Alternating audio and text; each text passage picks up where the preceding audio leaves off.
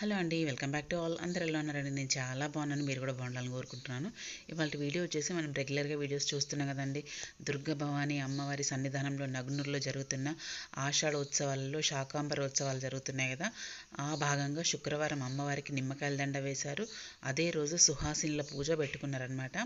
సుహాసినులు అంటే మామూలు లేడీస్ కాకుండా అయ్యవార్ల అమ్మలు ఉంటారు కదా, వాళ్ళకి ఇప్పించుకున్నారు పసుబొట్టు. పర్ హెడ్ 1500 అంట. చూడండి ఆ కంటిన్యూ వీడియో.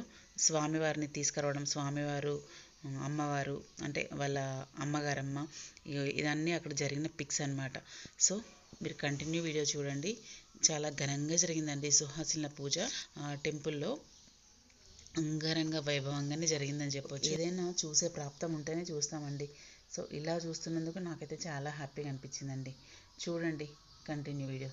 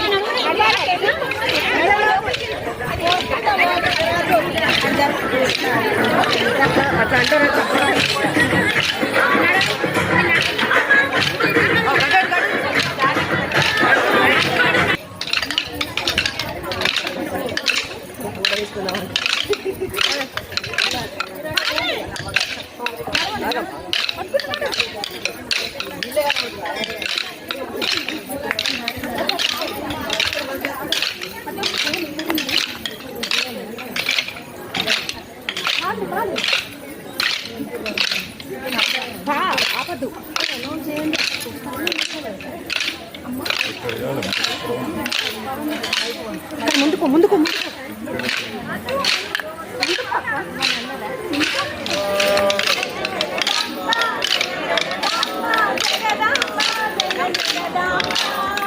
జగదంబా జయ జగదంబా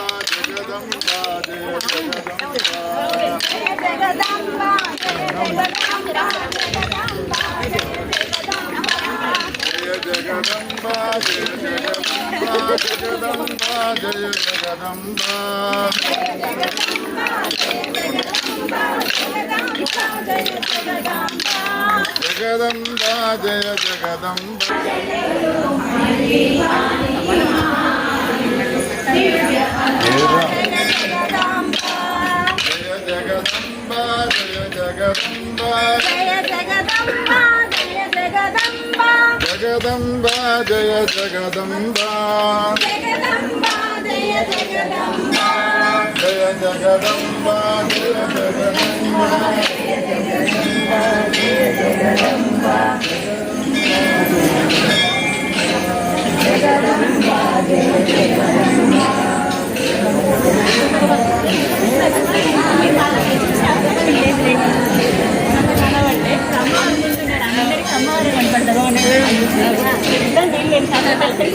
అవును మంచిగా జగదంబా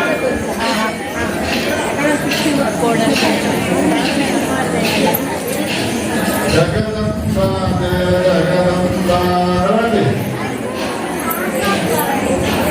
జయ జగనూరు నివాసిని కూర్చోవద్దు, నిలబడండి, కూర్చోవద్దు. కరుణామృత సస్మిదే కరుణామృత సాగర నగునోరు నివాసిని దుర్గా జరిగినది. ఇది ఒక విలక్షణమైనటువంటి పూజా కార్యక్రమం. ఇదివరకు ఎప్పుడూ కూడా ఇటువంటి పూజా కార్యక్రమం జరగలేదు. ఇక ముందు అనేక సార్లు జరగవలసినది. చాలా కష్టపడి వ్యయ ప్రయాసాలు కోర్చి అటు బ్రాహ్మణ సువాసనలను ఇటు పూజ చేసే సువాసనలందరినీ కూడా సేకరించడం జరిగినది. బతుకున్నది 10 రోజులే. మీ కర్తాళ ధ్వనులతోనే కృతజ్ఞతలు.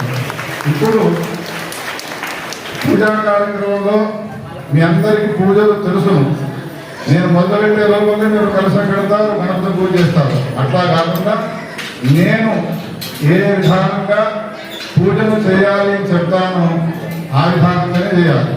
ముందే పసుపు ఇవ్వడము, ముందే కుంకుమ ఇవ్వడము, ముందే ఇవన్నీ చేయడం కాబట్టి దక్షిణాత్మ శృంగేరి పీఠాధిపతులు శ్రీ భారతీ తీర్థ మహాస్వామి తత్కరకమల సంజాతులు జగద్గురు సార్వభౌములు శ్రీ విధుశేఖర భారతీ స్వామి వార్ల ప్రణామముతో పూజా కార్యక్రమం ప్రారంభమవుతుంది.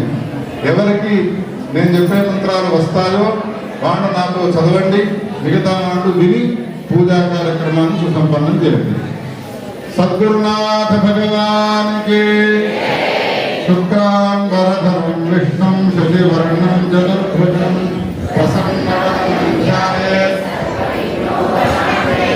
శంకారూపేణ మచ్చిత్తం పంకీకృతమభూజ్యయ కింకరీయస్య సామాయ శంకరాచార్యమాశ్రయే ప్రహ్లాదవరదో దేవో యో నృసింహః పరో హరిః నృసింహోపాసకం నిత్యం తం నృసింహగురుం భజే శ్రీ సచ్చిదానంద శివాభినవ్య నృసింహ భారత్యభిధాన్యతేంద్రాన్ విద్యానిధీన్ మంత్రనిధీన్ సదాత్మనిష్టాన్ భజే మానవ శంభురూపాన్ సదాత్మధ్యాన నిరతం విషయేభ్యః పరాన్ముఖం నౌమి శాస్త్రేషు విష్ణాతం చంద్రశేఖర భారతీం వివేకినం మహాప్రజ్ఞం ధైర్యోదార్యక్షమానిధిం సదాభినవ పూర్వంతం విద్యాతీర్థగురుం భజే అజ్ఞానాం జాహ్నవీతీర్థం విద్యాతీర్థం వివేకినాం సర్వేషాం సుఖదం తీర్థం భారత్ తీర్థమాశ్రయే విద్యా వినయ సంపన్నం వీతరాగం వివేకినం వందే వేదాంత తత్వజ్ఞం విభుశేఖర భారతీ శ్రీమత్పరమహంస పరివ్రాజకాచార్య వర్య పరవాక్య ప్రమాణమయు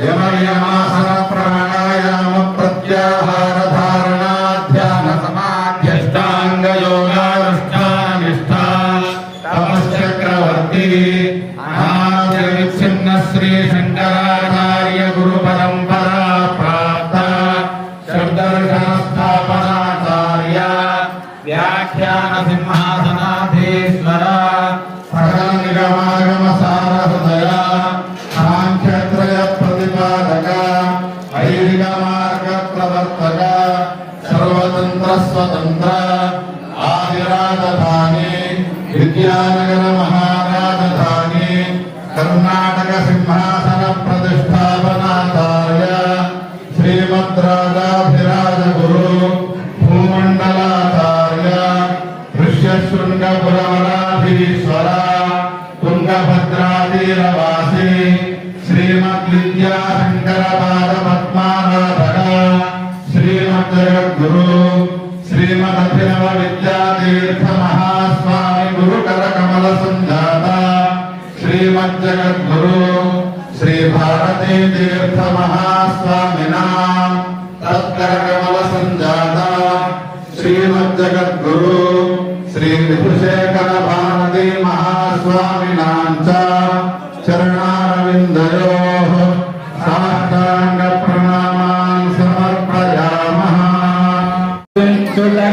మేరలు వేగమెరారండి దుర్గమ సంసారాండే మార్గము సుమండి విరితామితం వినాయకం నతేతరాతిభీకరం నకోదితార్కభాస్వరం నమత్సురాని నిర్ధరం నతాటికాపదుద్ధరం సురేశ్వరం నిధీశ్వరం గజేశ్వరం గణేశ్వరం మహేశ్వరం తమాశ్రయే పరాత్పరం నిరంతరం సితాంతకాంతదంతకాంతిమంతకాంతకాత్మజం అజింక్యరూపమంతహీనమంతరాయ కృంతం హృదంతరే నిరంతరం వసంతమేవ యోగిన తమేకదం తమేవ మే విచింత చింతయామి సంతతం మహాగణేశ పంచరత్నమాలయేన ప్రజల్పతే ప్రభాతకే హృదయస్వరం గణేశ్వరం అరోగతామదోషదాం సుసాహితీం సుపుత్రతాంతమాహితాయురష్టభూతమభ్యపైతి సవశిరా గజానన భగవానికి నమః పార్వతీపతయే హర హర మహాదేవ మంగళహారతి పూజలు చేసుకునేవాడు ఎవరైతే ఉన్నారో వాళ్ళను అస్మా ధైర్య వీర్య విజయ అభయ ఆయు ఆరోగ్య ఐశ్వర్య అభివృద్ధి ఆదిత్యాది నవగ్రహ అనుగ్రహ సిద్ధ్యర్థం లక్ష్మీ గణపతే జగద్గురు శంకరాచార్యాణం మహాలక్ష్మ్యాః శారదా మాతుః వ్యాస దుర్గా భవాన్యాః పరిపూర్ణ అనుగ్రహ కటా సాక్షాత్ పరివార సమేత దుర్గా భవాని స్వరూప సువాసిని మనసులో స్నానం చేసి మీ కోరికలు మీరు కూడా తీసుకోబట్టి మీ లోపల అందరి గొప్ప స్నానాలు చూస్తారు. ఇప్పుడే పూజ చేయండి.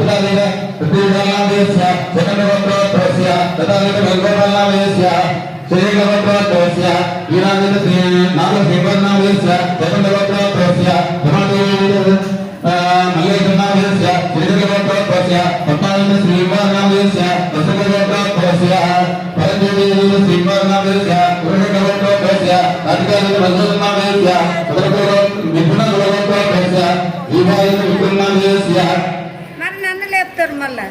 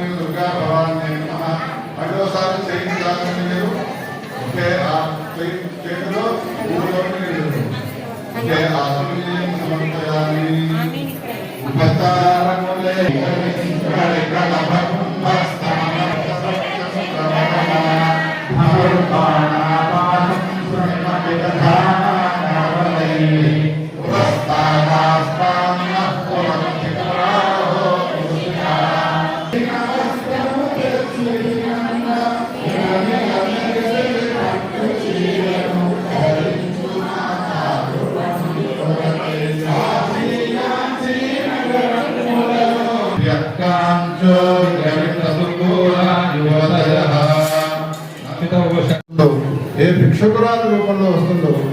అందుకనే వ్యాసుడు తాను రచించినటువంటి పురాణాల్లో మార్కండేయ పురాణంలో ఒక మాట చెప్తున్నాడు, విద్యా సమస్తాస్తవదేవి భేదా స్త్రియ సమస్త సకలా జగత్సు. అమ్మా, నీకు సంబంధించినటువంటి స్వరూపాన్ని ఏమని వర్ణించాలి? లోకంలో ఎన్ని విద్యలున్నాయో విద్యలన్నీ కూడా నీ యొక్క స్వరూపమే. లోకంలో ఎంతమంది స్త్రీమూర్తులు ఉన్నారో వాళ్ళందరూ నీకు సంబంధించినటువంటి శరీరాలే అని వర్ణించినాడు. ఈ మాట చెప్పగానే మీరంతా ఆడవాళ్ళు చప్పట్లు కొడతారు అనుకుంటున్నారు. స్త్రీలు ఎంతమంది ఉన్నారో వాళ్ళంతా కూడా మీకు సంబంధించినటువంటి రూపాలే.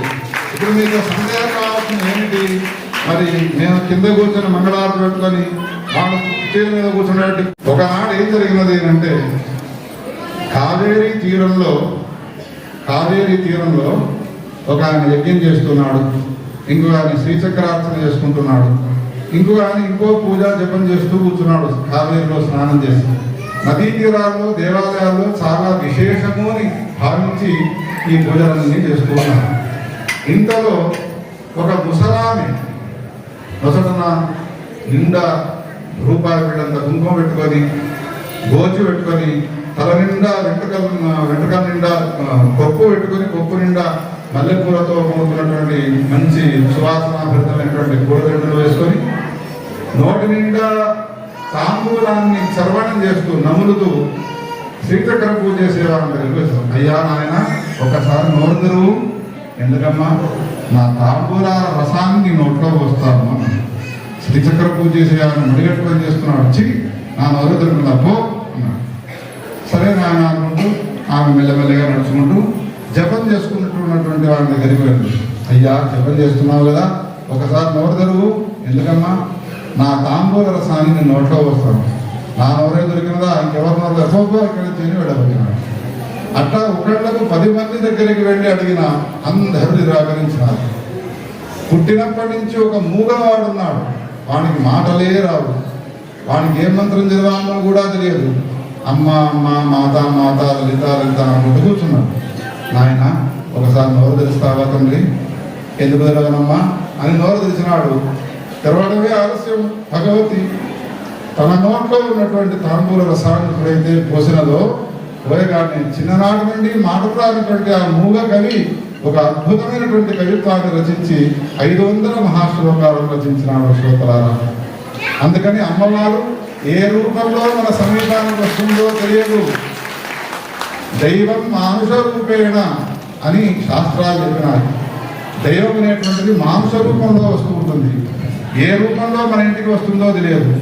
మనం ఇంట్లో వంటలు వండుకుంటాం, నైవేద్యం ఉత్సాహం శాకంబరి 32 రకాల కూరగాయలు, 54 రకాల కూరగాయలతో చక్కని అలంకారం ఉంటుంది.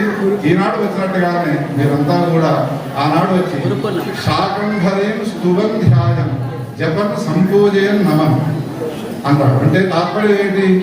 ఎవరైతే శాకపాకాలతో అలంకరించినటువంటి అమ్మవారిని దర్శిస్తారో, చూస్తేనే కాదు, అక్షయ శీఘ్రం అన్నపానామృతం అక్షయమైనటువంటి అన్నపానాలు వస్తాయి.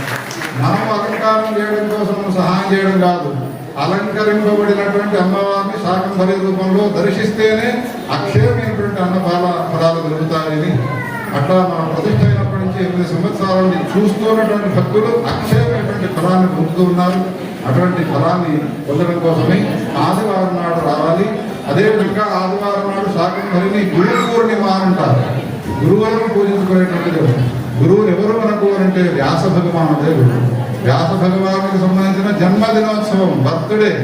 అందుకని ఆనాడు పొద్దున చండీ హోమం జరుగుతుంది.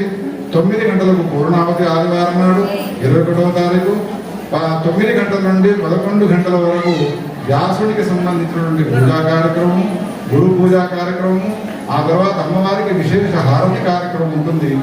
అటువంటి ఆ అద్భుతమైనటువంటి కార్యక్రమాల్లో కూడా మీరు పాల్గొని అమ్మవారి కృపకు, జగద్గురువు యొక్క కృపకు పాత్రలు కావాల్సిందిగా సూచన చేస్తున్నాం. సో ఇదండి టెంపుల్లో జరిగిన సుహాసిని పూజ. ఎలా అనిపించిందండి? నాకైతే చాలా బాగా అనిపించిందండి. అంగరంగ వైభవంగా జరిగింది. అంతమంది సుహాసినులు పసుబొట్టు ఇవ్వడము, చీర సారే అసలు ఎంత బాగా జరిగిందండి, చాలా బాగా జరిగిందండి. నేనైతే ఎక్కడ చూడలేదు, బట్ ఫస్ట్ టైం చూస్తున్నాను అనమాట. ఇట్లా సుహాసిని పూజ ఉంటుందని కూడా నాకు అంత ఐడియా లేదు, బట్ ఇక్కడ చూడడం నాకు కొత్తగా అనిపించింది. మీకు ఎలా అనిపించిందండి? అంటే సుహాసిని పూజ అంటే ఇక్కడ ఏంటంటే 1500 టికెట్ తీసుకున్నారు, అంటే మొత్తం అయ్యవార్లు అమ్మాలన్నమాట, బయట వాళ్ళు ఎవరు లేకుండా. సో అంత స్తోమత లేదు అనుకున్న వాళ్ళు సుహాసిని పూజ అంత ఘనంగా చేసుకోకుండా మనకు తోచినంత మన ఇంటి దగ్గర ఎవరైనా ఉంటే వాళ్ళకి పెట్టి దండం పెట్టుకున్నా కూడా మనకు అదే పుణ్యం దక్కుతుందండి. ఇంకా అంతకంటే పెద్ద ఏజ్ ఉన్న వాళ్ళ అమ్మలు ఉంటారు చూసిండ్రా, వాళ్ళకు కూడా పసుపు బొట్టిస్తే మంచిదనేది మా అమ్మనైతే. అంటే ఒక 60-70 ఏళ్ళ ముసలమ్మలకి సుహాసినులకు పసుపు బొట్టిస్తే ఇక అమ్మవారి బ్లెస్సింగ్స్ దొరికినట్టు అనిపించేదండి. అంటే మా అమ్మ అలా చెప్పేది అప్పుడు చిన్నప్పుడు. మనం ఎవరికైతే పసుపు బొట్టిస్తున్నామో వాళ్ళని ఒక అమ్మవారి స్వరూపంగా భావించి పసుపు బొట్టిస్తే ఏదైనా సుహాసిని పూజ అవుతుందండి. సో ఇదండి వాళ్ళ వీడియో. ఎలా అనిపించిందండి? చూసి like, share, comment and subscribe my channel. Bell icon press చేయండి ఫర్దర్ నోటిఫికేషన్స్ కోసం. థ్యాంక్స్ అండి. Thanks for watching.